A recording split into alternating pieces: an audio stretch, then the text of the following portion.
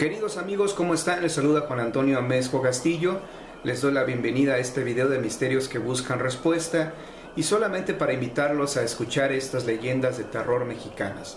Son 21 leyendas, la más popular, La Llorona, seguida de La Planchada, y otras leyendas que tal vez no son tan populares o conocidas como La Maltos, La Copetes, Juan del Jarro, pero que valen la pena escuchar.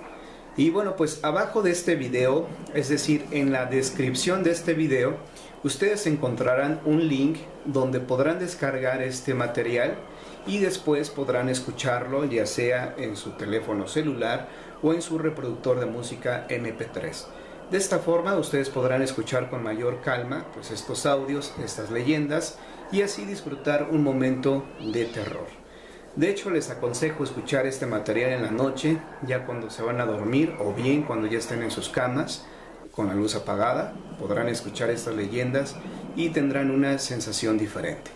Por favor, ayúdame a compartir este video, este material con tus amigos, familiares y también con tus amigos de otros países para que conozcan las leyendas que tenemos en México.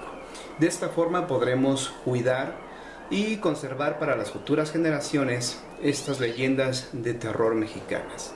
Eso sería todo, queridos amigos, y espero que disfruten este material. Hasta pronto. El anillo de diamantes. Lucrecia era una mujer mayor, tendría alrededor de 70 años de edad.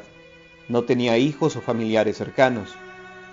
Había enviudado joven y poseía una inmensa fortuna. Ella se sentía mal, sabía que su muerte estaba próxima. Así se lo hizo saber al sacerdote del pueblo. Lucrecia quería que al morir, su dinero beneficiara a los más pobres de su comunidad. A su vez, el cura heredaría su casa para convertirla en un asilo de ancianos.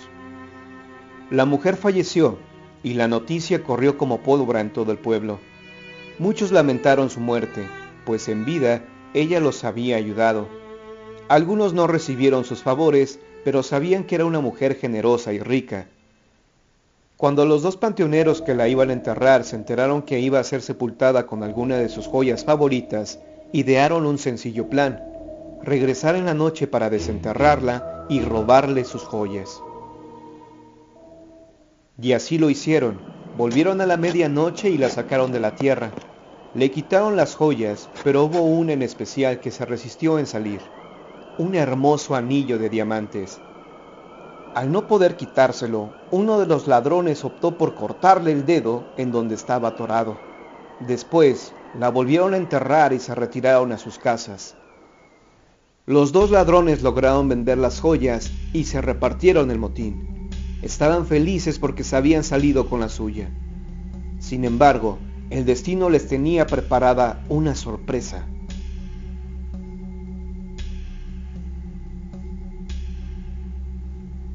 Llegó el Día de Muertos. Cientos de personas acudieron al cementerio para visitar a sus difuntos. Los dos sepultureros les ayudaban a las personas a limpiar las tumbas a cambio de una buena propina. Dieron las 5 de la tarde.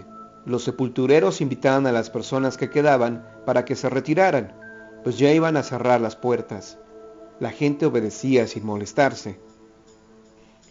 Cuando estaban por cerrar, se dieron cuenta que había una mujer sentada en una tumba, dándoles la espalda. «¡Ya vamos a cerrar! ¡Por favor, salga del cementerio!», le gritaron, pero la mujer no obedeció.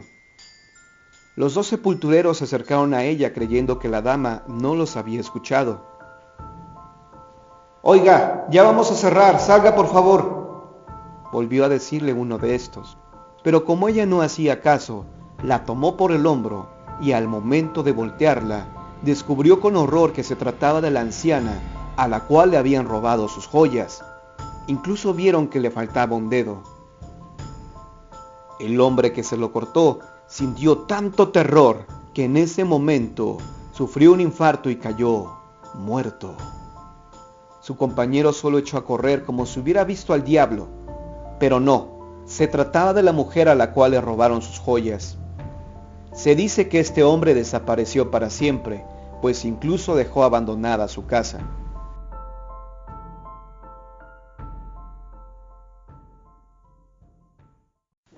El carrusel. Era Viernes Santo, día de guardar, pero Rebeca quería salir de fiesta. Sin el permiso de sus padres, se fue a bailar a un salón llamado El Carrusel. Eran alrededor de las 9 de la noche. Había buen ambiente, a pesar de que no estaba lleno como otras veces. En cuanto Rebeca llegó a este lugar, los chicos la miraron y se acercaron a ella. Todos querían sacarla a bailar, pues ella era una chica muy guapa. Por eso se daba el lujo de despreciar a aquellos que consideraba poca cosa. Ella se sentó en una mesa y no dejaba que nadie se le acercara, hasta que llegó un joven muy atractivo. Él era alto, blanco y de ojos azules. Vestía elegantemente. Él le pidió a Rebeca que bailara y ella aceptó encantada, pues era un excelente partido. Al momento de estar bailando, ella observó que la gente que estaba a su alrededor la miraba con espanto, que observaban hacia la parte de abajo, a los pies. Tanta fue su curiosidad que miró hacia abajo y descubrió con horror que su acompañante tenía una pierna de gallina y la otra de cabra. Ella se espantó al ver esto e intentó echarse a correr, pero su compañero de baile la sujetó con mayor fuerza y no dejó que se fuera. Él se reía a carcajadas y bailaba con mayor rapidez. La chica no soportó más y se desmayó del impacto. En ese momento, el extraño hombre dejó a la chica en el suelo, la miró con odio y el lugar comenzó a incendiarse. Las personas que estaban ahí echaron a correr para salvar sus vidas, sin importarles dejar tirada en el suelo a la chica. El lugar quedó destruido por las llamas y nunca más se volvió a ver a Rebeca.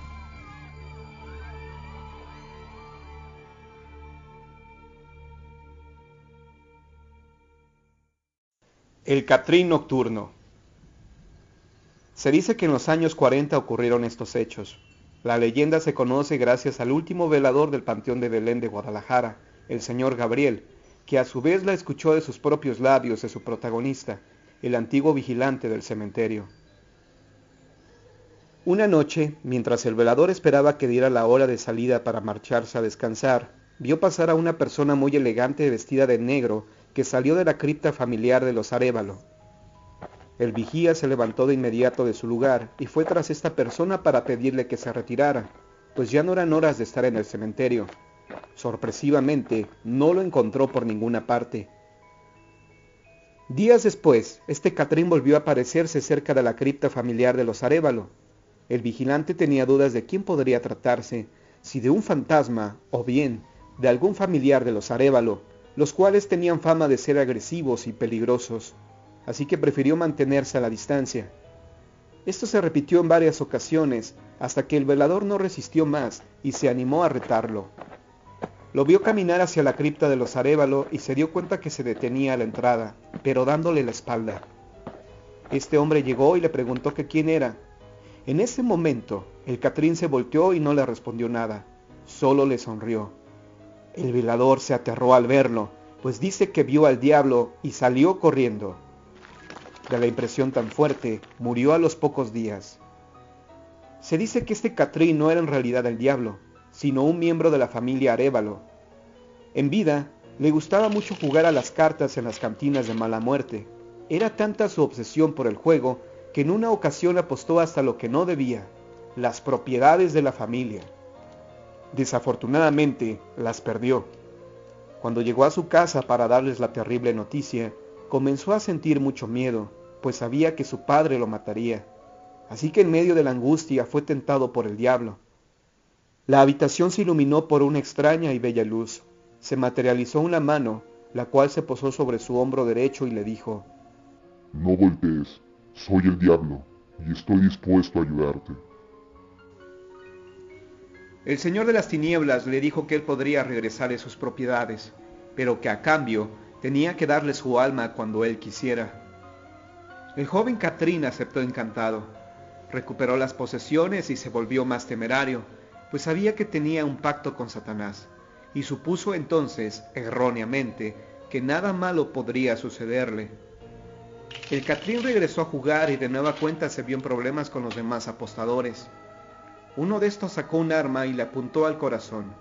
El Catrín, de forma retadora, Le invitó a que disparara creyendo que nada le pasaría, pero estaba equivocado. La bala dio justo en el corazón, arrebatándole la vida. Fue entonces cuando el diablo se apareció y reclamó lo que era suyo, el alma del Catrín.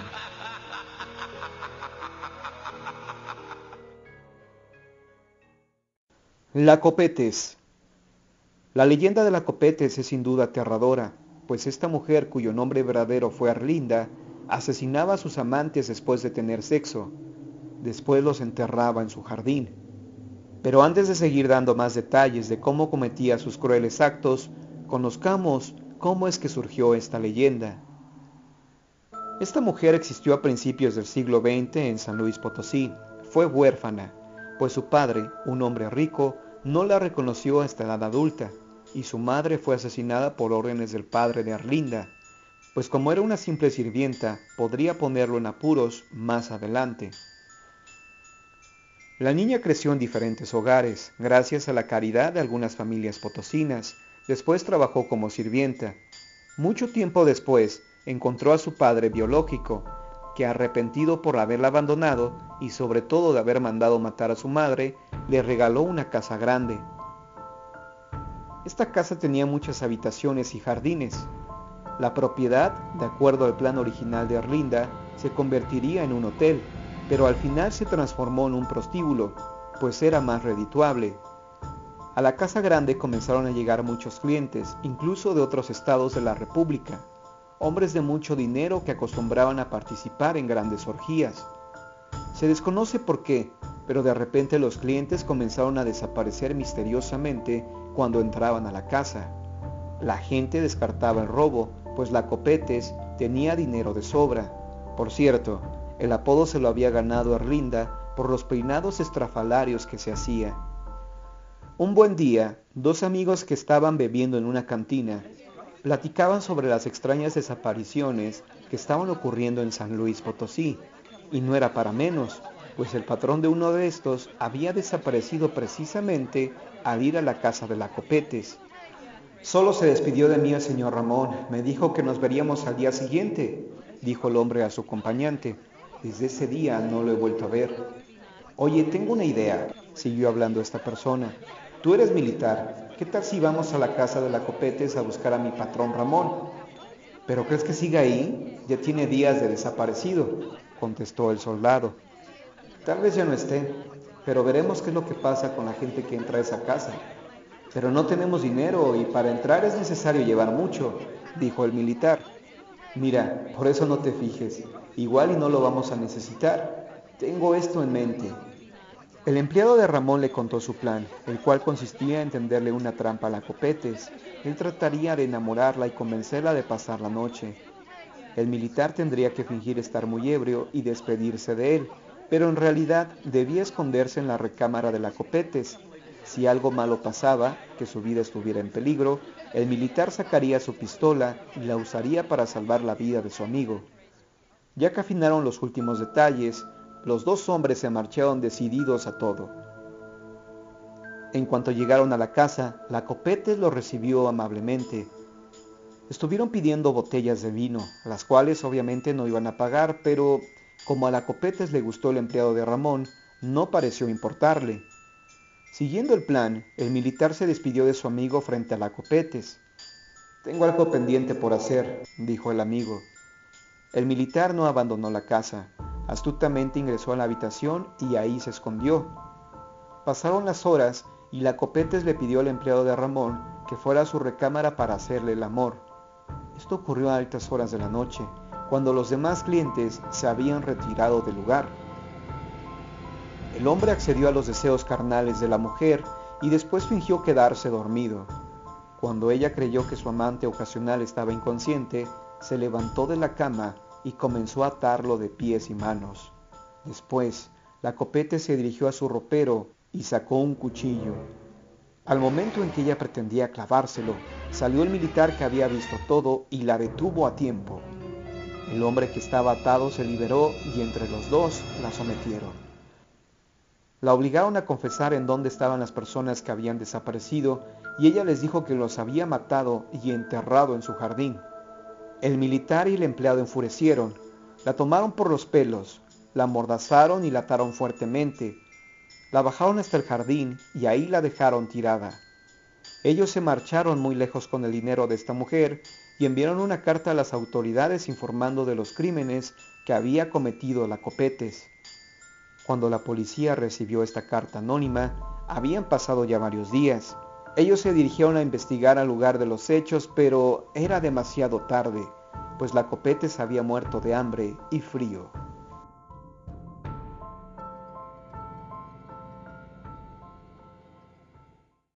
La daga de plata. La leyenda tiene su origen en el estado de Puebla y, de acuerdo a quien la cuenta, ocurrió un 2 de noviembre, Día de los Fieles Difuntos. Los protagonistas fueron 4 jóvenes que, buscando vivir emociones fuertes, decidieron ingresar al cementerio municipal alrededor de la medianoche, la hora en que las almas en pena salen de sus tumbas. Antes de meterse al camposanto, un amigo de ellos, hombre maduro que andaba por los 60 años de edad, les platicó que en su juventud había hecho lo mismo, pero que en aquella ocasión él fue el único de sus amigos que se atrevió a ingresar a lo más profundo del cementerio, en donde había una tumba diferente a las demás. Es la más antigua de este cementerio, dijo este hombre. Es la única que tiene sobre la lápida unos adornos de madera. Enseguida retó a los jóvenes que hicieran lo mismo, y aquel que se atreviera recibiría un premio por su valentía. La forma en que él sabría que efectivamente uno de los jóvenes había igualado su proeza era clavando una daga de plata que él les entregaría. Los 4 chicos aceptaron con gran entusiasmo, tomaron la daga y se marcharon al cementerio. Era una noche perfecta para vivir una experiencia de este tipo. El viento soplaba con fuerza y al pasar entre las ramas de los árboles provocaba un sonido parecido a un lamento. Ellos esperaron pacientes a que el velador se durmiera en su casita que tenía a la entrada. Cuando apagó la luz, supieron que había llegado el momento e ingresaron. A los pocos minutos de estar ahí sintieron miedo. La oscuridad de la noche, el viento y sobre todo el intenso frío que se sentía, hicieron que los muchachos comenzaran a imaginarse 1000 cosas, a sugestionarse al grado de inclusive escuchar lamentos que venían de todas partes. ¿Quién clavará la daga en la cripta que está al fondo del cementerio?, preguntó uno de los muchachos con nerviosismo. Hubo un largo silencio. El mayor de ellos, llamado Joaquín, al ver que nadie se animaba, tragó saliva y dijo: «Yo no tengo miedo, dámela». Joaquín tomó la daga y la metió abajo de su gabardina, se acomodó bien la bufanda que traía y comenzó a caminar lentamente. A cada paso que daba, la oscuridad se hacía mayor. El joven sintió que entre las tumbas le saldría algún fantasma, quizá algún demonio que le reprocharía su estancia en el cementerio. Joaquín trató de tranquilizarse y siguió caminando. No quería quedar como un cobarde ante sus amigos, aunque de buena gana quería salir corriendo. El valiente joven siguió avanzando hasta llegar a la tumba indicada. Por fin lo había logrado. Al voltear a donde seguramente estarían sus amigos, estos ya no estaban, o al menos ya no eran visibles. Joaquín sacó con nerviosismo la daga de plata que le fue entregada y con toda su fuerza la clavó en la tumba. Joaquín seguía nervioso, pues a pesar de que ya había cumplido con su misión, faltaba el regreso. Dio unos pasos y sintió que algo lo había detenido por el cuello. El joven dio manotazos en el aire, pero no había nadie. Ya no resistió más y cayó al suelo. A la mañana siguiente, el señor que había hecho la apuesta con los jóvenes fue temprano al cementerio para ver si estaba la daga clavada en la tumba. Pero no solo encontró la daga, sino a Joaquín, tirado a los pies de la tumba, muerto. La daga, al momento de ser clavada en la tumba, atrapó la bufanda de Joaquín en la lápida y al creer que algún ser de ultratumba lo había capturado, le dio un infarto. Existe otra versión de esta leyenda, donde en lugar de clavar una daga, era un simple clavo.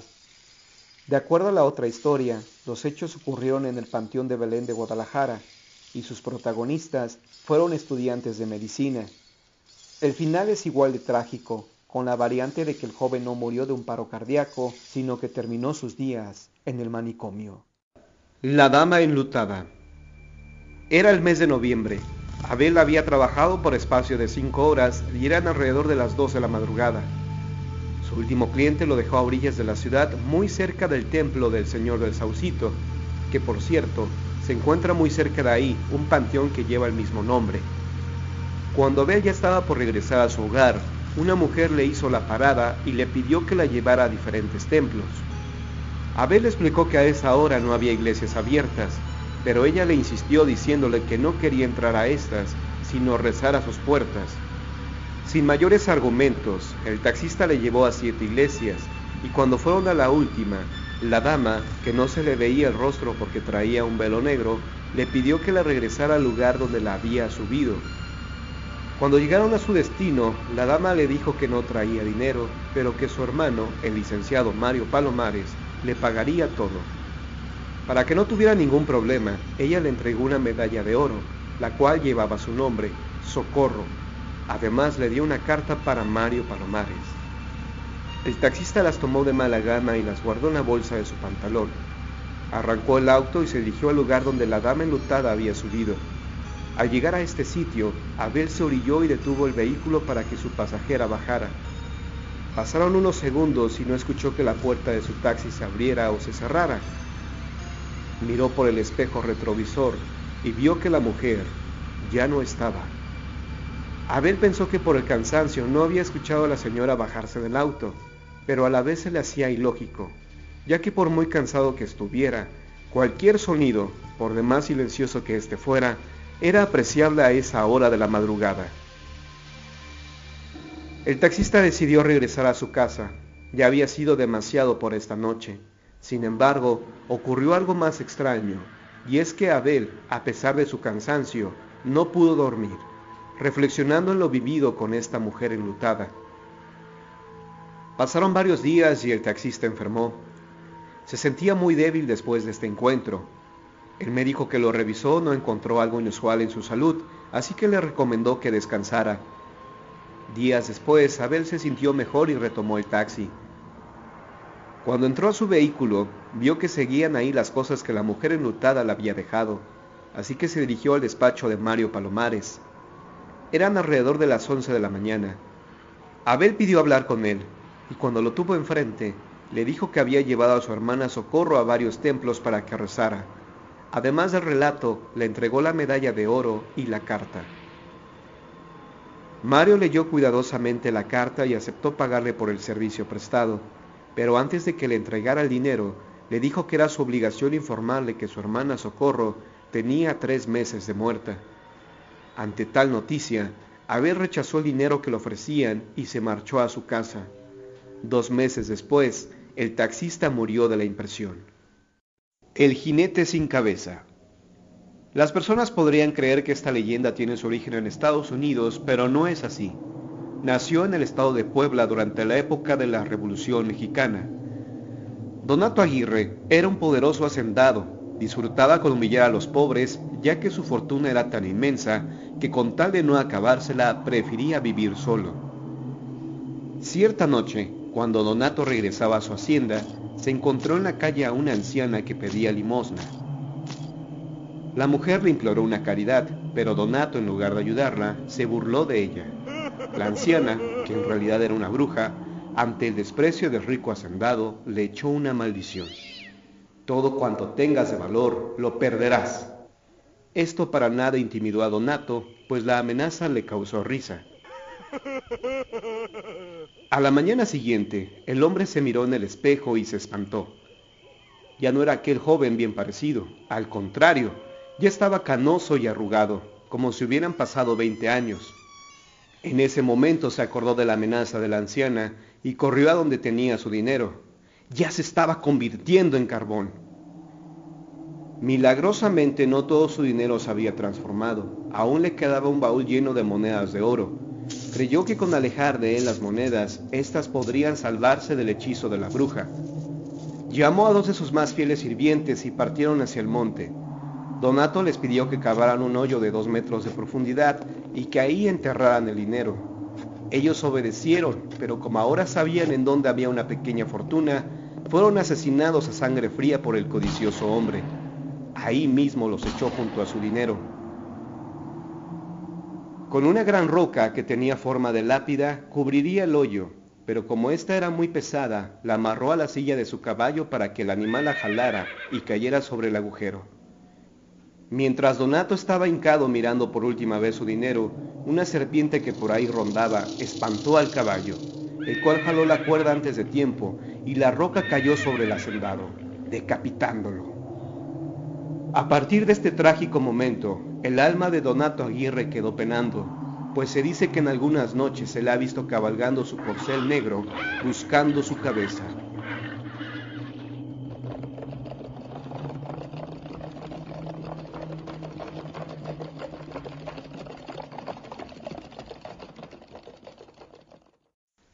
La esposa bruja. Una pareja de novios se casó y al poco tiempo comenzaron los problemas. A la muchacha no le gustaba el alimento que había en su nuevo hogar y todos los días se iba a comer a la casa de su madre. En una ocasión, ella le pidió a su marido que le permitiera quedarse por 3 días con su mamá. Él aceptó, pero con la condición de que ella llevara a uno de sus sirvientes. La chica se mostró renuente al principio, pero al no tener mayor opción, aceptó llevar al chaperón. El marido no es que sospechara que su mujer fuera infiel, sino algo más siniestro, que ella fuera en realidad una bruja. Ya le habían advertido esto a algunas personas del pueblo. La muchacha llegó a la casa de su madre y fue recibida con mucho gusto. El chaperón no vio nada inusual en esa casa o en la señora, todo lucía normal. La chica pidió algo de comer, pues se moría de hambre. La madre de esta le dijo que quedaba un poco de comida en la olla grande que estaba en la esquina de la cocina, pero que a su acompañante le daría apoyo, porque seguramente a él no le gustaría de esa comida. El comentario le pareció algo extraño al chaperón, pues se preguntaba por qué a él no le gustaría comer de eso. Comieron y la tarde transcurrió con normalidad.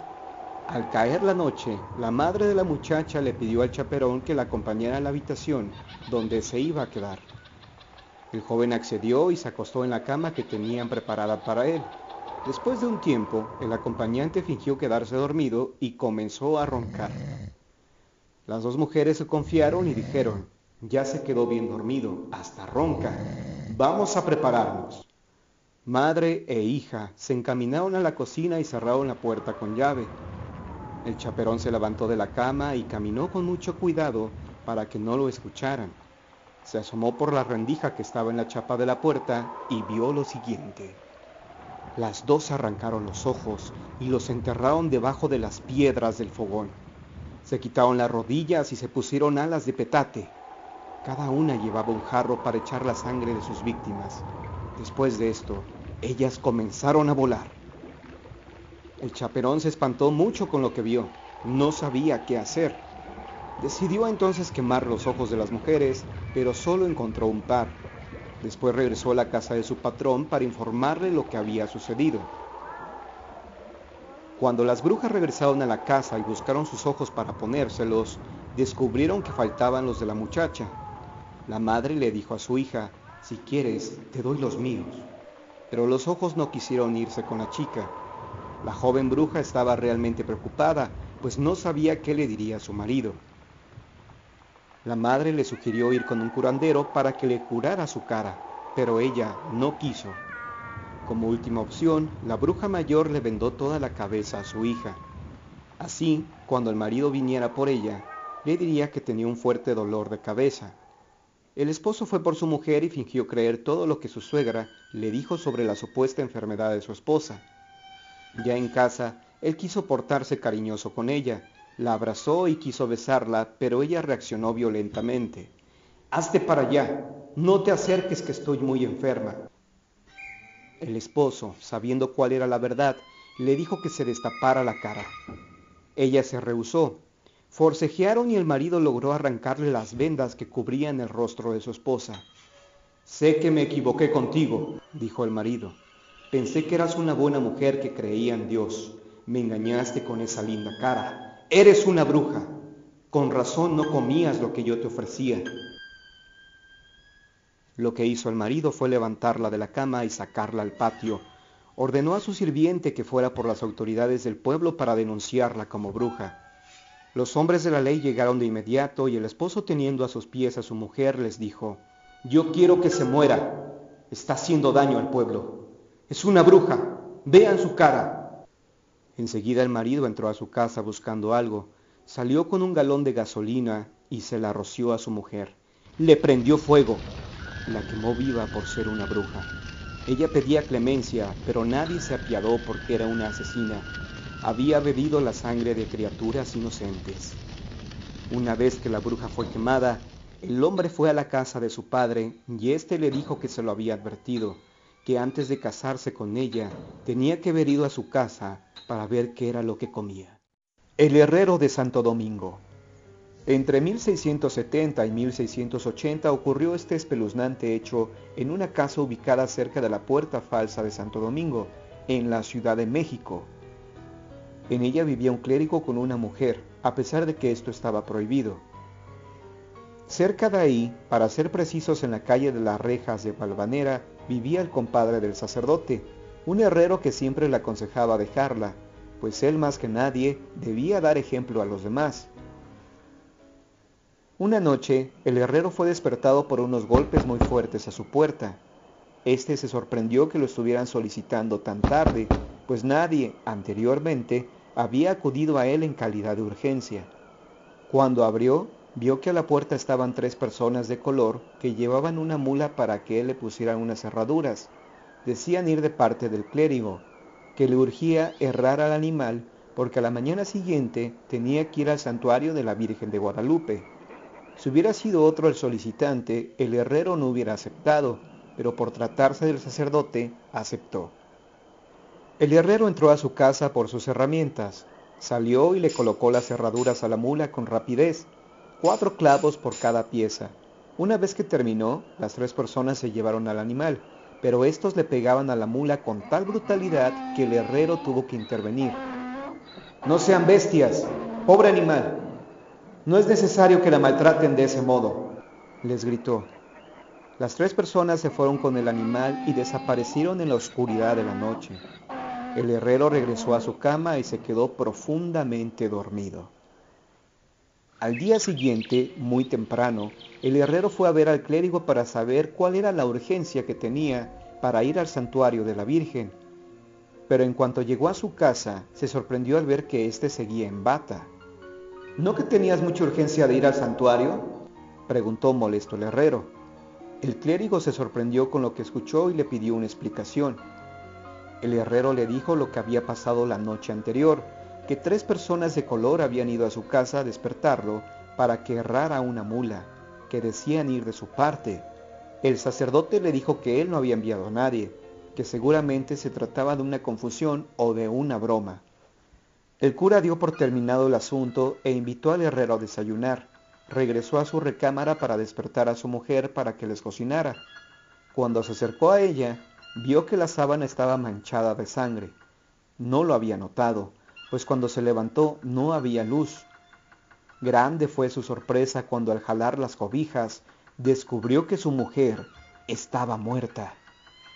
En cada mano y pie tenía clavadas las cerraduras que el herrero le puso a la mula la noche anterior. En la boca tenía el freno y en su cuerpo eran visibles los moretones que los negros le habían provocado con los golpes. Convencidos de que esto se dio por justicia divina, se le dio aviso al cura de la parroquia de Santa Catarina, el doctor Francisco Ortega Ortiz. También fue testigo don José Vidal, quienes le aconsejaron enterrarla ahí mismo. Del sacerdote que vivía en pecado con esta mujer, no se supo más. Desapareció para siempre. Juan del Jarro. Juan del Jarro nació en Matehuala, San Luis Potosí, y murió el 8 de noviembre de 1855 a la edad de 53 años. En su tumba tiene un letrero que dice: «Al gran bienhechor de los pobres, Juan de Dios Asís, Juan del Jarro». ¿Quién fue Juan del Jarro?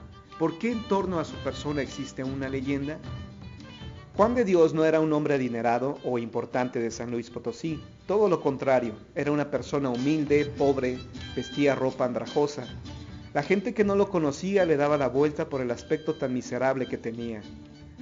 A pesar de tan pintoresca imagen, él usaba sombrero de copa, pero de las mismas características. La fama a la cual se hizo merecedor Juan del Jarro se debió gracias al don que tenía de predecir el futuro. El mote de Juan del Jarro se lo ganó porque siempre cargaba un jarro en el cual echaba la comida que la gente le regalaba. Algunos cronistas potosinos aseguran que dicho jarro era en realidad una especie de olla de lámina. Además portaba una cantinflora para saciar su sed, pues se dice que recorría todo San Luis Potosí en su labor altruista. La comida que juntaba, el poco dinero y ropa que también recibía, lo compartía con los pobres. Algunas personas le decían: «Tú estás más pobre que la gente que ayudas». Él, en cambio, esbozaba una sonrisa. Gracias a sus acciones benevolentes, fue ganándose la simpatía de las demás personas, que sabiendo de sus buenas obras, le ayudaban con su caridad. La leyenda de Juan del Jarro inició cuando predijo la trágica muerte del sacerdote Jerónimo Buendía, y no porque se la deseara, sino porque el cura, sabiendo su don de clarividencia, le pidió que se fuera a vivir con él para que le advirtiera de algún peligro que pudiera presentársele. El sacerdote estaba por realizar un viaje y a su regreso echaría a andar unos negocios. Necesitaba toda la ayuda posible para tener éxito. Juan del Jarro rechazó la oferta del padre Jerónimo, y lo hizo por la sencilla razón que de irse a vivir con él no podría seguir ayudando a la gente más necesitada de San Luis. Además le advirtió al padre que dicho viaje jamás lo realizaría, pues en 3 días él estaría ante la presencia de Dios. El padre no creyó lo que escuchó. «¿Cómo crees si estoy lleno de salud?», le dijo el sacerdote. «En esta ocasión sí te equivocaste con tus predicciones». Pasaron los 3 días y lo dicho por Juan del Jarro se hizo realidad. El sacerdote, al estar podando el jardín, accidentalmente se pinchó uno de sus dedos y le vino el mal del arco, ocasionado por el estiércol que sirve de abono. Estas predicciones Juan del Jarro se las hacía a todas las personas, sin importar clase social o a qué se dedicaran. En una ocasión, un albañil que estaba arriba de un andamio vio pasar a Juan y le preguntó en son de burla cuándo moriría, pues quería hacer un testamento para dejarle toda su fortuna. Juan del Jarro le respondió que ya no tendría tiempo de hacer esto, pues estaba agonizando. El albañil se burló del comentario y siguió trabajando, pero a los pocos minutos se tropezó con algunos ladrillos que tenía cerca y cayó del andamio, matándose. Pero Juan del Jarro no solo predecía el futuro, sino también tenía dotes de curandero. En cierta ocasión se encontró con unos soldados que estaban bajo el mando del general Vidaurri. Estos estaban borrachos, pues pronto saldrían a combatir a los mochos y quisieron darse valor. En cuanto lo vieron, se acercaron a él y uno de los uniformados le preguntó de forma grosera que si él sabía quién iba a ganar la guerra. «¡Ey tú, pordiosero! ¿Verdad que nosotros venceremos a nuestro enemigo?» Juan del Jarro pudo contestar que sí para complacerlos, pero les habló con la verdad. Les dijo que en unos días más, a 20 leguas de ahí, ellos se enfrentarían a los mochos y serían derrotados. La respuesta no agradó a los soldados, dándole una verdadera golpiza. Días después, la divina justicia vengó al profeta Juan, pues efectivamente, en un lugar llamado el Puerto de Carretas, los soldados fueron derrotados y solo sobrevivió uno de estos. El soldado regresó a la ciudad, pero vestido de civil. Quería disculparse con Juan del Jarro por haberlo golpeado al decir la verdad. Traía una herida que ya empezaba a infectársele. En cuanto el soldado vio a Juan, le pidió que lo perdonara. Por su parte, el clarividente potosino le dijo: «Te perdoné desde hace 3 días porque sabía que me estabas buscando, y ya que sanaste del alma, deja que te sane del cuerpo». Juan del Jarro arrancó unas plantas que había cerca, las molió con sus manos y se las untó en la herida infectada. Un auténtico milagro ocurrió, pues la herida cerró por completo. Continuando con la serie de predicciones que hizo Juan del Jarro a la gente de San Luis Potosí, encontramos otra donde una dama fue la desafortunada. Esta mujer se llamaba Niní Berlanga, aristócrata. Ella contraería matrimonio con David de la Peña, hombre rico. En 2 días se celebraría la ceremonia y toda la ciudad estaba al pendiente de la misma, pues solo los de buena posición económica asistirían a la boda. Una tarde, Mientras Niní estaba asomándose a la calle por una de las ventanas, vio pasar a Juan del Jarro. Quiso divertirse un poco y le preguntó que cuándo ella se casaría. «Tú nunca te casarás», le contestó Juan del Jarro. La respuesta no le agradó mucho a Niní. A pesar de esto, le arrojó una moneda de oro y se metió a su casa. Ese mismo día, pero en la noche, el prometido de Niní estaba celebrando con sus amigos por la próxima boda. Entre copa y copa, uno de los asistentes, llamado Tirso Grande, hizo comentarios subidos de tono sobre la prometida de David. Este no soportó que ofendiera a su prometida y lo retó a un duelo, pero Tirso tenía una excelente puntería y salió vencedor. De esta manera, lo pronosticado a Niní se hizo realidad. Parecía que Juan del Jarro solo predecía calamidades, muertes, pero no es así. También le echaba la buena suerte a aquellos que lo admiraban y respetaban. Anselmo Gárate es la prueba de esto. Juan del Jarro en varias ocasiones visitaba la prisión.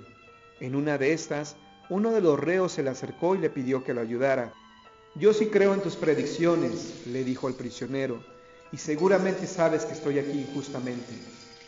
Mi poderoso patrón me acusó de robarle una joya con brillantes y esmeraldas. Llevo 2 años aquí y no soporto la idea de tener a mi familia abandonada. Ayúdame a salir. Habla con mi patrón. Él te tiene ciertas consideraciones. Dile que soy inocente. Dile, Juan». Juan del Jarro, al verlo a los ojos, supo que este hombre hablaba con la verdad, y entonces le dijo: «Yo te aseguro que en 3 días estarás libre. Se demostrará tu inocencia». El clarividente fue a ver al patrón de este hombre, al señor Gabriel Espinosa. En concreto, Juan le dijo que tenía un hombre en la cárcel injustamente, que él no había robado la joya. Gabriel le dijo que no le dolía tanto el robo de la joya, que en verdad era muy valiosa, sino haber perdido a un buen empleado, y para que esto sirviera de ejemplo a los demás, había decidido dejarlo ahí para siempre. «Pero él no lo hizo», insistió Juan del Jarro. «¿Cómo puedes estar tan seguro de esto?» «Bueno, porque usted le regaló un traje muy lujoso a Anselmo, pero al sentir que era excesiva para él, decidió guardarla en un baúl». «¿Y qué tiene que ver esto con el robo de la joya?» «Muy fácil, que adentro usted guardó la joya y la olvidó ahí». Juan del Jarro fue un día antes a la casa de Anselmo y pidió el traje que probaría su inocencia. Se lo entregó a don Gabriel, y cuando éste buscó en las bolsas, encontró la joya que creía robada. Don Gabriel sintió vergüenza y alegría por haber descubierto que su empleado Anselmo siempre había sido inocente. Así que fue de inmediato a la prisión y pidió que lo dejaran libre. De Juan del Jarro existen más experiencias, pero cerraremos con esta. En el mes de enero, se desconoce de qué año, Juan visitó a un humilde hombre llamado Anacleto Elizalde. Hacía mucho frío, y Anacleto, en un acto de generosidad, lo invitó a pasar. «Tengo algo de cenar y el fuego está encendido. Pásale». Juan del Jarro aceptó con gusto la invitación. Comió con Anacleto y su familia, compuesta por su esposa y 2 hijos. Cuando la cena terminó, Juan del Jarro le pidió a Anacleto que le diera dinero para los pobres del Montecillo. «Vamos, no te burles de mí, si soy tan pobre como las personas que pretendes ayudar. Hoy hubo un poco de comida extra que te ofrecí de corazón». Juan del Jarro en ningún momento se burló de la condición pobre en la que vivía Anacleto, solo que Juan había pronosticado que la vida de Anacleto daría un giro inesperado. «Dentro de unos días tendrás mucho dinero, más que incluso tu patrón que te trae de barrendero», le dijo Juan del Jarro. «¿Y cómo será eso?» «No sé cómo, pero cuando sea rico, acuérdate de ayudarme».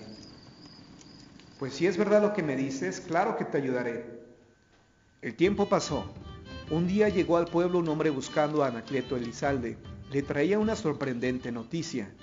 Anacleto había heredado una gran fortuna. El barrendero, sin saberlo, era hijo de un hombre muy rico que había muerto. La madre de Anacleto fue sirviente en su hacienda y cuando estaba embarazada de éste, huyó porque no quería que su hijo le fuera arrebatado. El hombre de confianza del rico hacendado le tuvo que prometer al moribundo rico que buscaría a su único hijo para que éste se hiciera cargo de su hacienda, la cual estaba valuada en millones de pesos.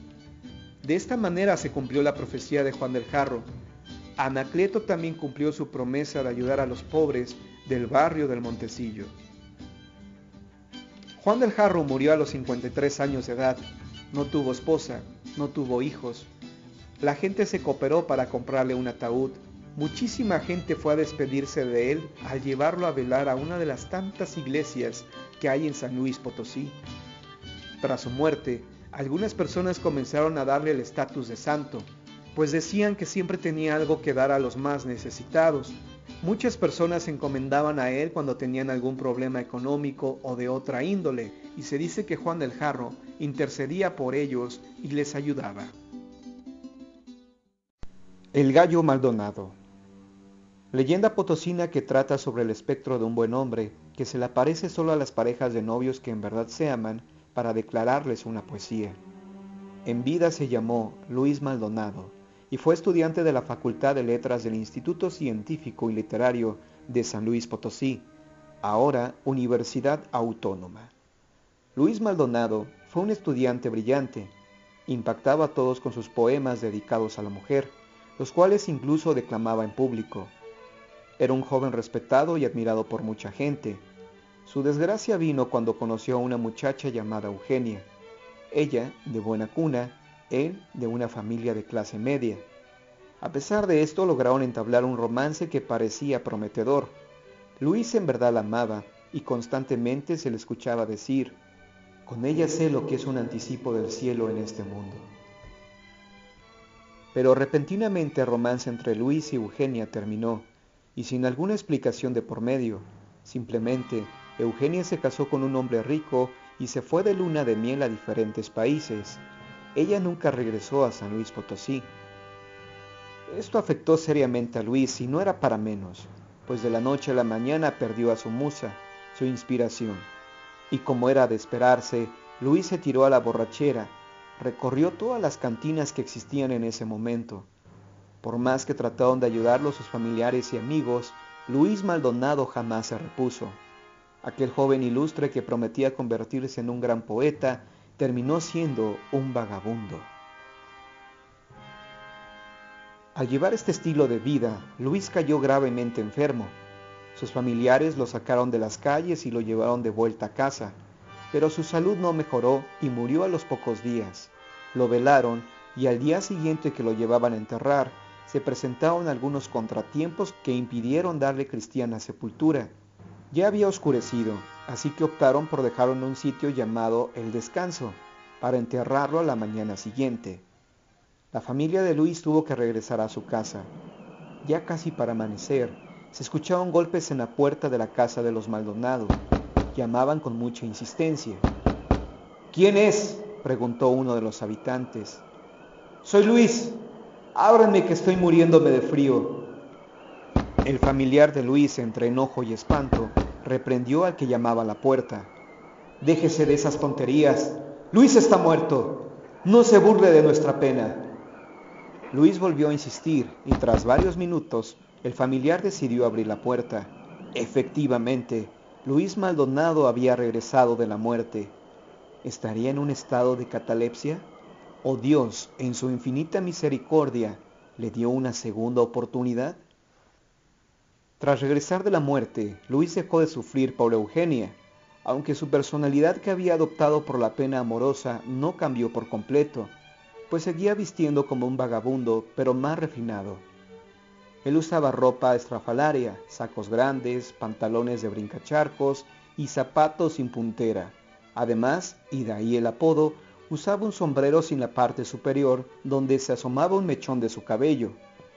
A pesar de su apariencia, la gente no se burlaba de su aspecto, pues los que lo conocían y sabían su historia, la compartían con las demás personas. Él fue abandonado por su novia para casarse con otro, decían. El gallo Maldonado, en su nueva condición de vagabundo bonachón, comenzó a adoptar la costumbre de acercarse a las parejas de enamorados que veía en los parques y recitarles algún poema. Esto no molestaba a los novios, al contrario, les parecía un gesto noble de esta persona y acostumbraban a darle dinero, aunque el gallo no lo hacía por eso, sino porque realmente le nacía, quizá recordando lo feliz que fue con Eugenia antes de su partida. Y así actuó por varios años, hasta que un buen día dejó de verse por las calles de San Luis Potosí. Se dice que fue cuando murió, aunque algunas personas aseguran que su fantasma sigue rondando las calles y parques de San Luis, buscando parejitas de enamorados para recitarles alguna poesía de amor. Pero solo se les aparece a los que en verdad se aman.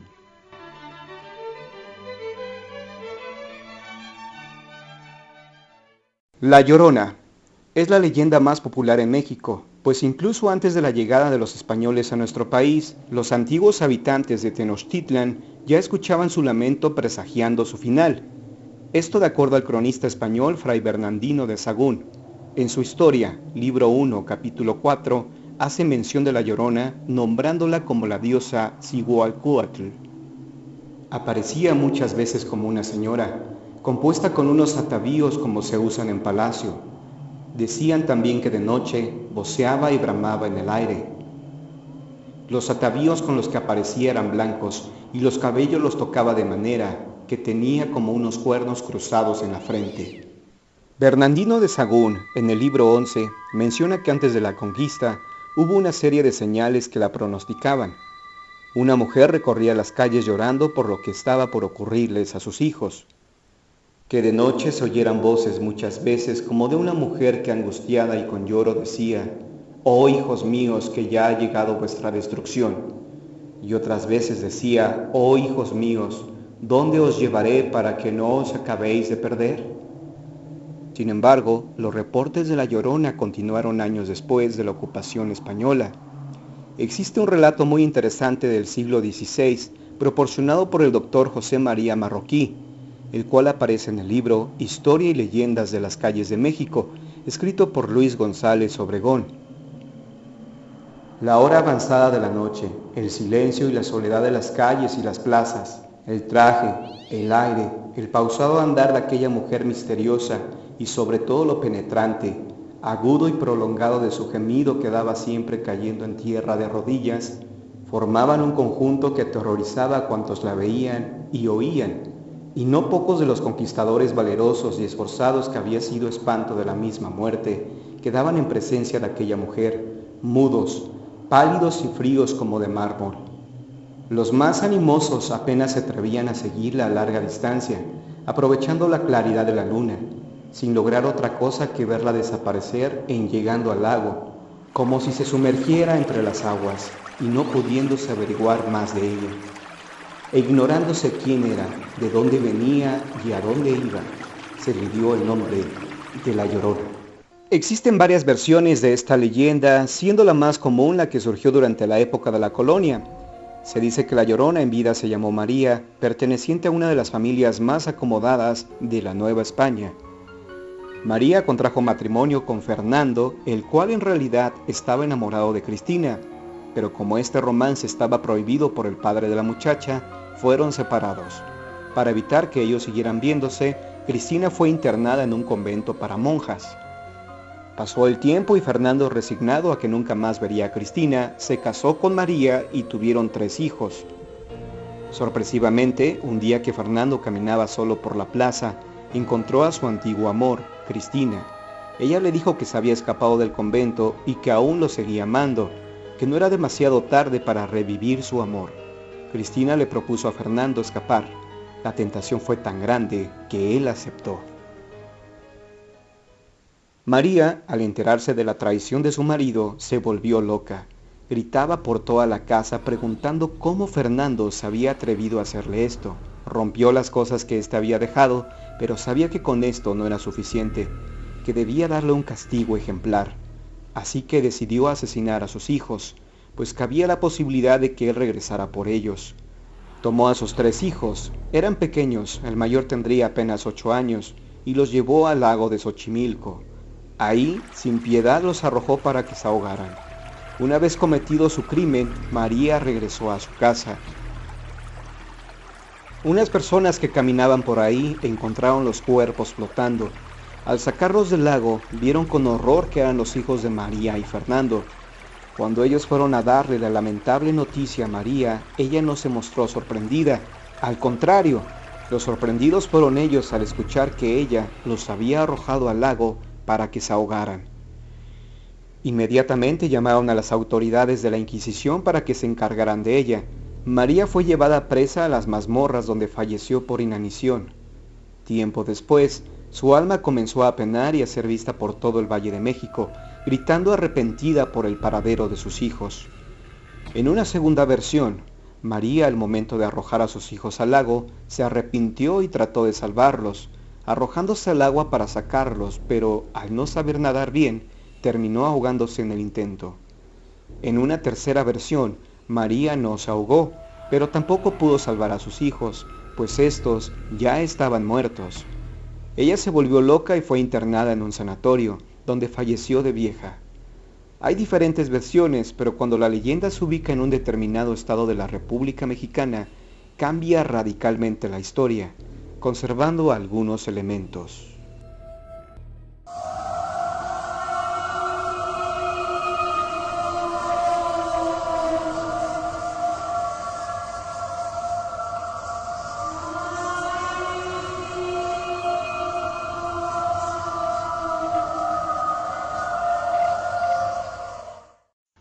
La Maltos. La Maltos fue una bruja que vivió en San Luis Potosí en la época de la colonia. La gente le temía porque sabían de su pacto con el diablo.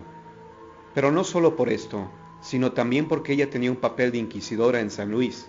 Podía acusar a cualquiera de brujería, y esta persona era prendida de inmediato, sin derecho a un juicio. Una vez que la persona era apresada, la sometían a terribles castigos para que confesara sus culpas. En la mayoría de los casos, el preso no llegaba con vida al final de su juicio, pues moría en las mazmorras por la cantidad de castigo que recibía. La Maltos era quien también aplicaba la tortura, así que ya podrán imaginarse lo perversa que era esta mujer. De acuerdo a algunos testigos de la época, la Maltos podía hacer aparecer en el interior de su casa perros gigantes, lobos y hasta una carreta tirada por caballos diabólicos. Este carruaje del infierno era visto solo por las noches. La Maltos lo usaba para salir a pasear en él, y la gente cuando lo veía pasar, solo se persignaba y decía, allá va la Maltos, la bruja. El carruaje cruzaba el centro de San Luis Potosí a toda velocidad, echando chispas. Sus fechorías no parecían tener fin, pues ella tenía de su parte a las autoridades y a los políticos, pues éstos habían escuchado hablar de sus poderes y endemoniados actos que le temían. Preferían tenerla de amiga que de rival. Pero esta impunidad terminó para la Maltos, cuando se extralimitó y mató por medio de hechizos a 2 personas con mucha influencia política y económica en San Luis. No hubo más remedio para el alto inquisidor que dar la orden para que la prendieran y enviaran a la cárcel de la Ciudad de México. La policía llegó a la casa de la Maltos y entraron a capturarla. Ella estaba en su habitación y tranquilamente aceptó que la llevaran presa. Temiendo alguna represalia por parte de ella, las personas que participaron en su captura se disculparon, informándole que la orden no venía de ellos. La Maltos aceptó las disculpas y les prometió que no se vengaría. Ha llegado la hora de perder, dijo la Maltos. Aunque mis poderes no se han ido, podría destruirlos en estos momentos, pero no quiero. Me entrego a ustedes, pero como un favor, les quiero pedir que antes de partir me dejen hacer un dibujo en la pared, el cual quedará como un recuerdo de mi presencia en esta casa. Los policías aceptaron y se hicieron a un lado para que la Maltos trazara su dibujo en la pared. Con el dedo índice de la mano derecha, trazó los contornos de una carroza. Le dibujó unas ruedas, la portezuela que lleva y al final 2 corceles. Al terminar su dibujo, ella se carcajeó y comenzó a decir extrañas palabras, un conjuro que hizo cobrar vida al dibujo. Volteó a ver a sus captores y con una cara llena de felicidad les dijo, «Los invito a que viajen conmigo. Recorreremos lo ancho y largo de los continentes». Los hombres quedaron inmóviles ante lo que estaban viendo. La Maltos subió ágilmente a la carroza y tomó las riendas. Azotó a los caballos y estos relincharon al mismo tiempo en que tiraban el carruaje con fuerza. En breve, el carruaje desapareció. Los policías salieron despavoridos a dar aviso a su jefe, pero éste no les creyó. A partir de ese momento, nunca más se volvió a ver a la Maltos.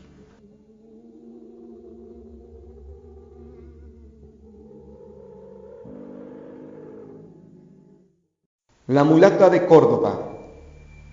Nadie sabía de quién era familiar o en qué año había nacido, pues esta mujer, a pesar de que pasaban los años, no envejecía.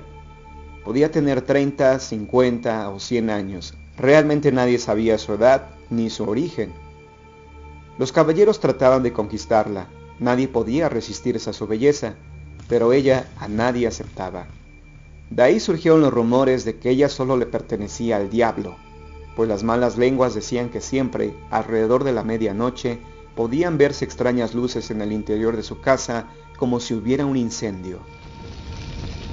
Estos rayos luminosos surgían, decían, a los hechizos que ella practicaba. Incluso algunas personas aseguraban haberla visto volar sobre los tejados, transformada en una criatura nocturna, con sus ojos completamente negros y una sonrisa diabólica. Lo contradictorio de estas habladurías es que la mulata durante el día se comportaba como una buena cristiana. Nunca faltaba a misa todos los domingos y siempre realizaba obras de caridad. Visitaba a los enfermos y ayudaba a los más necesitados.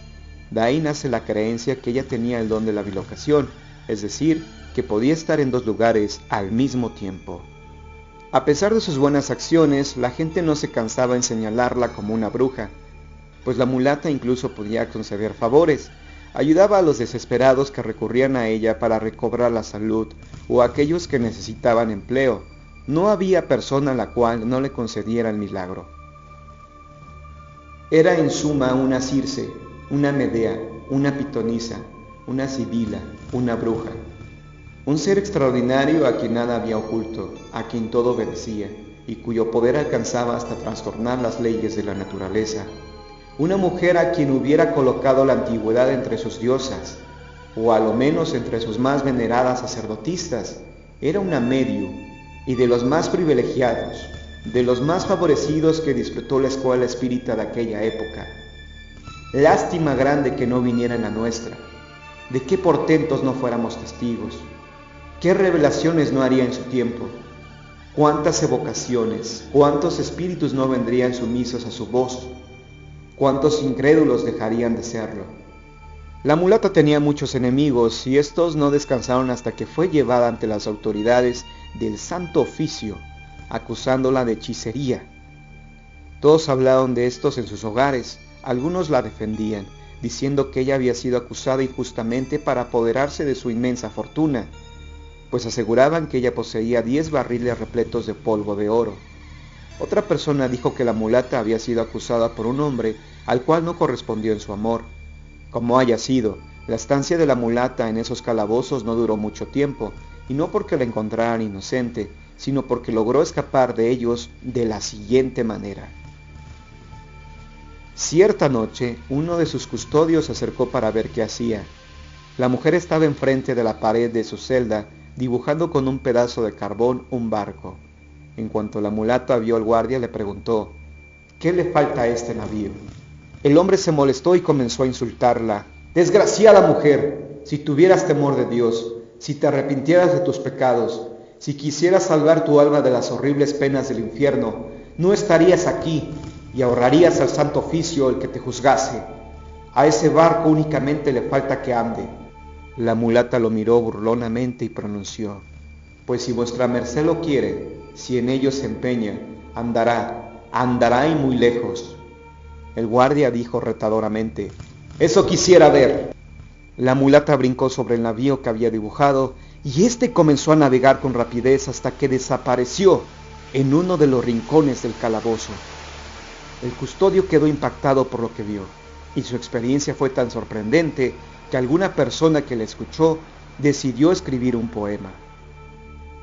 Cuenta la tradición que algunos años después de estos sucesos hubo un hombre en la casa de locos detenido, y que hablaba de un barco que cruzaba llevando a una mujer de altivo porte. Era el inquisidor de la mulata. Nada volvió a saber, mas se supone que en poder del demonio está gimiendo. Déjenla entre las llamas los lectores.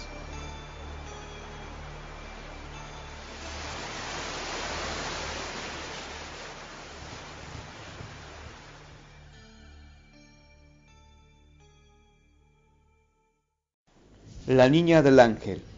La tumba más famosa del Panteón de Orizaba corresponde a la de la niña Ana María Dolores Segura y Cuoto, quien lamentablemente falleció incendiada el 6 de julio de 1908. Ella tenía 2 años y 3 meses de edad al morir. Los padres de Anita la enterraron en Orizaba, pues no pudieron trasladar su cuerpo a la Ciudad de México, en donde ellos radicaban. Contrataron al escultor italiano Reinaldo Coagnelli para que realizara una escultura de Ana en mármol, la cual se colocaría sobre su tumba. De esta manera ella viviría para siempre. Coagnelli representó a la niña acostada en su cama, vigilada por su ángel de la guarda. Esta escultura, debido a su perfección, ha generado algunas leyendas. Por ejemplo, que la niña se levanta de su tumba y recorre el cementerio buscando a sus padres, o bien que toma las flores que encuentra y las lleva a su sepulcro. Esto lo hace cuando su ángel de la guarda duerme, pues de otra forma no se lo permitiría. Las personas que visitan su tumba se sorprenden que esta escultura se mantenga en perfectas condiciones. Esto se lo atribuyen a su ángel hecho en mármol, pues se dice que mueve sus alas para protegerla de la lluvia y el sol. Inclusive se le exhorta a los visitantes en tomarle fotografías a las alas del ángel. Se darán cuenta que las alas cambiaron de posición. Los niños que visitan a Anita tienen derecho a pedirle 3 deseos. Si ella les cumple uno, deberán regresar y regalarle un juguete. De lo contrario, ella se les aparecerá. Algunas personas, jóvenes y adultos, a pesar de no recibir algún favor por parte de Anita, acostumbran a dejarle juguetes, los cuales son donados a los niños de bajos recursos de la comunidad. El pacto con el diablo. Un señor puréchepa del estado de Michoacán estaba por recibir un puesto importante en su pueblo, por lo cual debía hacer una fiesta por el nombramiento, pero no había preparado nada. Su esposa lo regañó, diciéndole que ya debía tener todo listo. Él, sin apenarse o preocuparse, le dijo a su mujer que iría al día siguiente al pueblo y le pediría dinero al primero que se encontrara. Y así fue.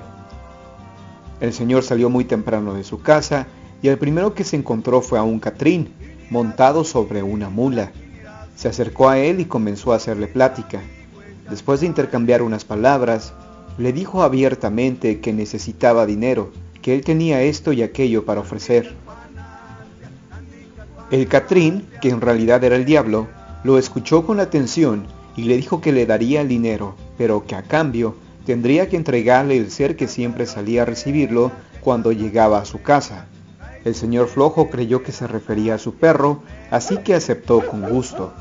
«Yo te llevaré el dinero», dijo el catrín, «y el día que llegue no dejes salir a tu familia, tú nomás sales a recibirlo». El señor Flojo regresó a su casa y le contó a su esposa que un catrín le daría mucho dinero a cambio de su perro. 3 días después, durante la noche, se escuchó acercarse una carreta a la casa del señor. Cuando salió a abrir, vio que el catrín venía acompañado de unos extraños hombres. Lo primero que le dijo fue, «¿En dónde lo echamos?», refiriéndose a los costales de dinero que llevaba. El señor les dijo en dónde colocarlos y los acompañantes del catrín obedecieron. Le dejaron 3 bultos. La esposa del señor Flojo le preguntó a su única hija que quiénes eran estas personas, pero ella no supo qué contestarle. El catrín le dijo al señor que pronto tendría que saldar su deuda, pasando la fiesta. «Ya que está aquí el dinero, te voy a cumplir con lo pactado», dijo el señor Flojo. «Te daré a mi perro». «Yo no quiero ningún perro», dijo el catrín. «Quiero a tu hija».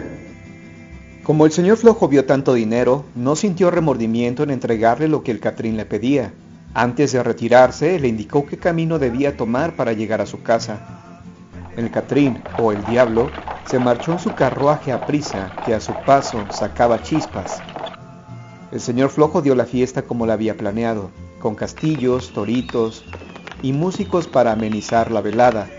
Además, llevó una buena cantidad de dinero a la iglesia como ofrenda, pero el sacerdote, al desconocer de dónde provenía ese dinero, se rehusó a aceptarlo. Mejor para el Flojo, pues llegando a su casa lo primero que hizo fue arrojar las monedas al aire. Pasada la fiesta, el señor debía cumplirle al Catrín, así que al caer la noche del día siguiente se dirigió a su casa. Llevó a su hija y a su esposa, pero no les dijo a dónde iban. La esposa y la hija obedecieron, pero presintieron que algo malo estaba por pasar. Durante el trayecto pasaron por una capilla dedicada a la Virgen María. La hija le pidió a su papá que le permitiera hacer una pausa porque quería rezar. El señor no se rehusó, se apartó un poco y se sentó en unas rocas. La madre de la muchacha fue con ella y las dos se pusieron a rezar con mucha devoción. Ay, Madre Santísima, no sé a dónde lleva mi marido a mi hija, pero tú eres la que nos debe salvar. De repente a la madre y a la hija les entró mucho sueño y se quedaron dormidas. De acuerdo a la leyenda, la imagen de la Virgen se levantó de su altar y adoptó la imagen de la señora y la hija. El señor continuó su viaje a la casa del Catrín, acompañado por las que él creía eran su esposa e hija. En cuanto llegó, una casa grande con zaguán de acero, el señor pidió hablar con el Catrín. El sirviente del diablo sintió desconfianza en cuanto vio a estas personas y se lo advirtió a su amo. No me parecieron bien esas personas. El Catrín ordenó que pasaran. En cuanto subieron frente al Catrín, este supo que lo habían engañado. Entonces le dijo: le agradeces a tu hija que por devota que fue, les valió a ustedes. Esas que me traes son imágenes. Yo no te pedí eso. Anda, vete ya. El señor Flojo no entendió a qué se refería el Catrín con eso de imágenes, pues él solo veía a su mujer e hija. El hecho es que salieron de ahí y regresaron a su casa. En el camino pasaron de nuevo por la capilla. La señora y la niña le pidieron al señor que se detuviera, pues querían rezar. Las dos fueron a la capilla y en ese momento las dos se convirtieron en la figura de la Virgen. Por su parte, la señora e hija de verdad despertaron y volvieron a casa con su marido. Ya a salvo, la familia comenzó a platicar de lo que había ocurrido. Ante la extrañeza del caso, el señor Flojo comprendió que el Catrín no era otro que el diablo. Se arrepintió de lo que había hecho y del impacto de saber que había visitado el mismísimo infierno. Murió al poco tiempo. La planchada. Al igual que la leyenda de La Llorona, el de la planchada es muy popular en México, aunque algunas personas afirman que solo se aparece en el Hospital Juárez de la Ciudad de México. La realidad es que en muchos hospitales de la República, incluso en clínicas modestas, tienen a su planchada. La leyenda por sí sola es muy interesante. Originalmente inició en el Hospital San Juan de Dios de la Ciudad de México. En dicho hospital, en el año de 1943, trabajó una enfermera llamada Eulalia, que se caracterizó por estar siempre presentable. Su uniforme lucía impecable, muy bien planchado, de ahí su apodo. Eulalia era amable y servicial con todos los pacientes. A este mismo lugar llegó directo de Monterrey un joven médico llamado Joaquín, el cual había venido a la Ciudad de México a realizar sus prácticas profesionales. Cuando llegó, el director del hospital les pidió a las enfermeras que salieran a darle la bienvenida. Todas asistieron muy contentas, pues el joven médico era muy guapo. Todas asistieron menos una, Eulalia, la cual en ese momento estaba cuidando de un paciente. ¿De qué méritos goza? Primero están los enfermos, pensó ella. Con el paso del tiempo y de la convivencia diaria, Eulalia descubrió que Joaquín no era tan engreído como ella lo había pensado, que era en realidad una buena persona. Lo cierto es que Eulalia de él se había enamorado, pues Joaquín era guapo y todo un caballero. Eulalia y Joaquín se hicieron novios, y su romance fue tan inesperado que ellos quisieron mantenerlo oculto, pues si los demás se enteraban, seguramente comenzarían a criticarlos y a inventar chismes. Duraron un tiempo así, y como todo marchaba bien en la relación, Joaquín le propuso matrimonio a Eulalia. Ella aceptó sin titubear. El joven doctor le pidió a la enfermera que lo esperara solo 6 meses, pues tenía que regresar a Monterrey para tomar un curso de medicina, que en cuanto él volviera, era para casarse con ella. Pasó el tiempo, y cuando estaba por cumplirse el lapso, Eulalia compró un hermoso vestido de novia. Por esos días en el hospital se organizó un gran baile. Un pretendiente de Eulalia la invitó a asistir, pero ella se negó rotundamente, pues no estaba su novio Joaquín, y seguramente él podría molestarse si ella iba con alguien más. Mi novio aún no regresa del curso que se fue a Monterrey, dijo ella. ¿Qué? Estás equivocada, le dijo esta persona. Joaquín no se fue a ningún curso, sino a casarse con su novia. Tal noticia derrumbó a la enfermera, provocando que no fuera más a trabajar. Pero ante la necesidad económica, regresó al hospital siendo otra. Trataba de mala gana a los pacientes, no les daba sus medicinas y se dice que muchos murieron por sus negligencias. Una noche, cuenta la leyenda, se le apareció la muerte reprochándole sus actos, condenándola a una eternidad cuidando de los pacientes en estado grave. A partir de este encuentro, nadie volvió a ver a Eulalia, al menos nadie de sus compañeras o doctores, porque los enfermos de gravedad sí, preguntando quién fue esa mujer de buenos modales, con el uniforme bien planchado que les llevó sus medicinas. Existen otras versiones de esta leyenda. En una sitúan los hechos en el estado de San Luis Potosí. Curiosamente los personajes tienen los mismos nombres, Eulalia para la planchada y Joaquín para el joven médico. Lo que cambia es el lugar de los hechos, pues de acuerdo a Mariano Aguilar, esto ocurrió en el antiguo Hospital Civil, ubicado entre los barrios del Montecillo y de San Sebastián, cerca del costado sur del templo de San José. En la leyenda de la planchada potosina, Eulalia no desapareció tras tener un encuentro con la muerte, sino que siguió trabajando, de muy mala gana, por cierto, hasta que fue cambiada al nuevo hospital llamado Dr. Miguel Otero, donde trabajó hasta los últimos días de su vida. Falleció de una dolorosa enfermedad, aunque nunca se especifica cuál fue, ni en qué cementerio está enterrada. Pero a partir de su deceso comenzó la leyenda de la planchada potosina, la enfermera que cuida amorosamente de los enfermos graves.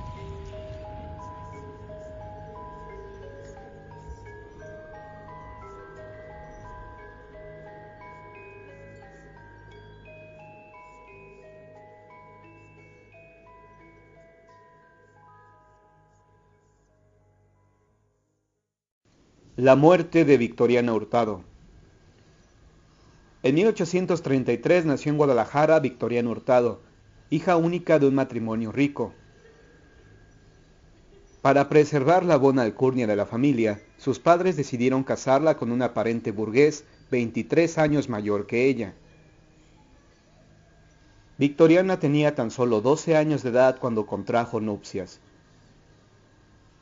Este supuesto hombre millonario solo esperó a que los padres de Victoriana murieran para que ella heredara, y así él pudiera darse la gran vida. Cuando su mujer recibió la fortuna que le fue entregada, él dejó de trabajar y comenzó a maltratarla. Para fortuna de Victoriana, esto no duró mucho tiempo, tan solo 3 años, pues su marido murió por sus excesos con el alcohol. Fueron muchos años los que ella vivió feliz con sus 3 hijos que tuvo con este hombre. Por desgracia, y sin que nadie lo supiera, ni ella misma, Victoriana padecía de catalepsia, la extraña enfermedad que provoca que una persona parezca que está muerta, pero en realidad solo está profundamente dormida. Victoriana tuvo una primera crisis de catalepsia. Sus hijos creyeron que su madre había muerto y le lloraron. Pero esa tristeza se esfumó rápidamente al darse cuenta que habían heredado una gran fortuna. En el momento en que los 3 hijos estaban haciendo planes con el dinero que iban a recibir, Victoriana despertó. Los hijos se molestaron, pero sus planes tenían que postergarse. Pasó el tiempo y Victoriana nuevamente sufrió una crisis de catalepsia. Los hijos ahora no sintieron tristeza, todo lo contrario, pues ahora sí podrían recibir mucho dinero. Uno de los hermanos fue con un sastre y le pidió que le hiciera un traje con la mejor tela que tuviera. Otro fue con un joyero y le pidió que le hiciera varias pulseras y anillos de oro. Y el tercer hermano visitó a un hombre para que le vendiera varios terrenos para afincar casas. Los 3 hermanos regresaron a la casa. Las sonrisas que tenían en sus rostros desaparecieron cuando vieron que su madre estaba viva. Ellos, sin dirigirle la palabra, se retiraron a una habitación y comenzaron a idear un plan para matarla.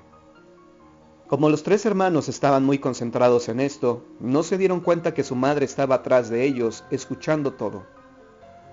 La señora, profundamente triste, regresó a su habitación y se encomendó a Dios. Escribió un testamento, el cual guardó entre sus ropas. Tal vez por la pena que la embargaba, ella volvió a caer en estado de catalepsia. Sus hijos no perdieron el tiempo, y sin que se le velara, la envolvieron en una sábana y la metieron en su ataúd para llevarla a enterrar al Panteón de Belén. Esto ocurrió el 25 de agosto de 1894. Cuando ella despertó, se dio cuenta que la habían sepultado y comenzó a gritar pidiendo ayuda. El velador del cementerio escuchó los gritos y pensó que era un fantasma, pero venciendo el miedo, se dirigió hacia el lugar donde se escuchaban los lamentos. Cuando llegó al sitio, iluminándose con una lámpara de petróleo, se dio cuenta que era la tumba de Victoriano Hurtado, la mujer que habían enterrado por la mañana. Él vio una mano ensangrentada que salía de la tierra sosteniendo un pergamino. Era la mano de Victoriana, y en este documento ella anunciaba que sus hijos la habían enterrado viva con tal de heredar su dinero, pero que este no sería para ellos, sino destinado para la caridad. Los 3 hijos fueron encarcelados de inmediato, pagando así su terrible crimen. Por eso la tumba de Victoriano Hurtado tiene la figura de una mano asomándose por la lápida, pues está representando el momento en que ella intentó escapar de la muerte.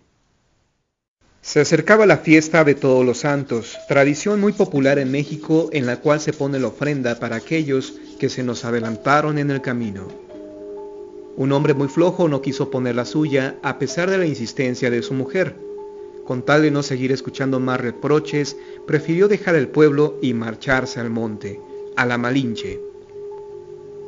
Al ir subiendo, vio que mucha gente venía con dirección al pueblo. En primer lugar venían los niños, atrás de ellos la gente adulta. Entre ellos vio a uno de sus tíos que ya había fallecido. Quiso seguir esta caravana, pero quedó aprisionado en un ocote donde estaba recargado. Por más intentos que hizo para liberarse, no pudo, y del esfuerzo se quedó dormido.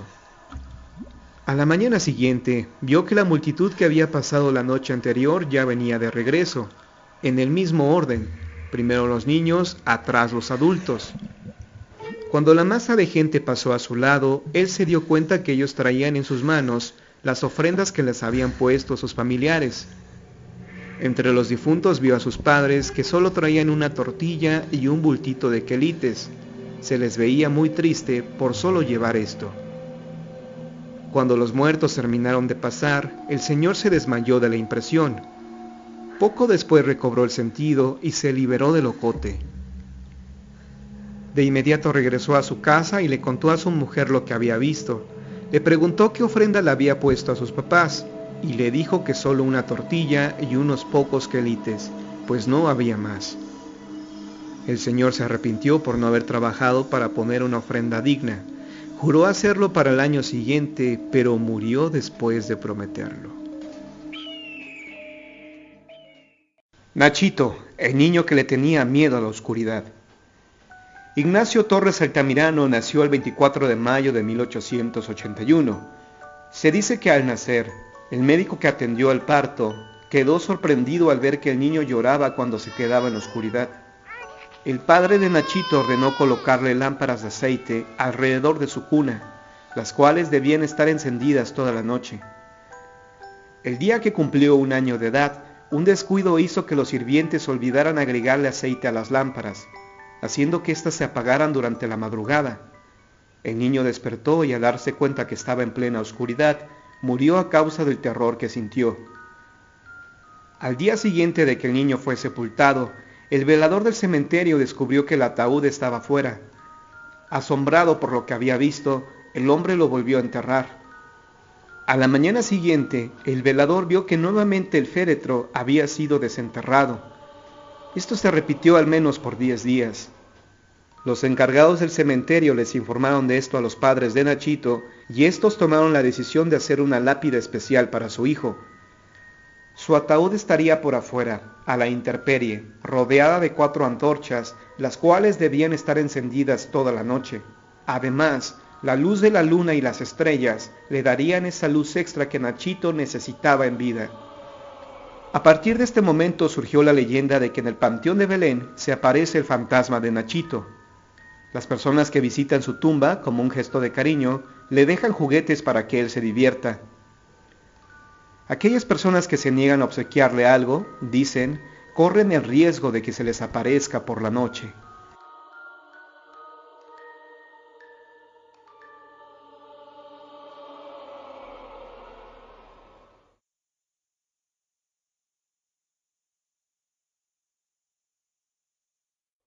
El vampiro de Guadalajara. En 1880 llegó a Guadalajara un extraño hombre proveniente de Europa, conocido solo como el Conde Baldón.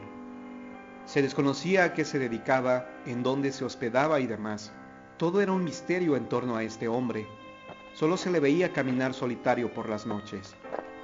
Tenía los ojos de color, piel blanca, barba cerrada, vestía extrañamente con capa, sombrero y bastón.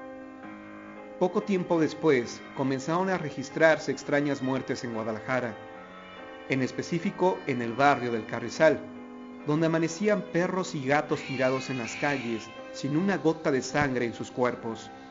Más adelante ya no eran animales los que amanecían muertos, sino personas. Ante el incremento de asesinatos, la gente comenzó a llamarla a esto la muerte seca.